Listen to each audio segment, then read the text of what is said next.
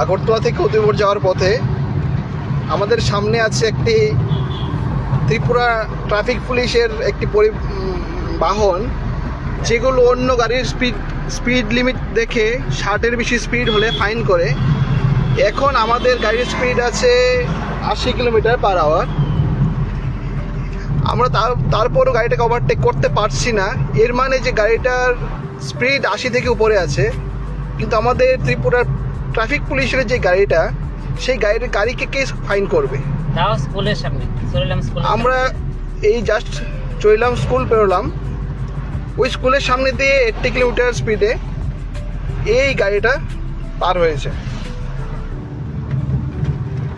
আমরা এই ভিডিওটা শুধু ফেসবুকে দেওয়ার জন্য করছি, আমাদের বাস্তবে রাজ্যের ট্রাফিক পুলিশের অবস্থা আপনাদের সামনে তুলে ধরার জন্য।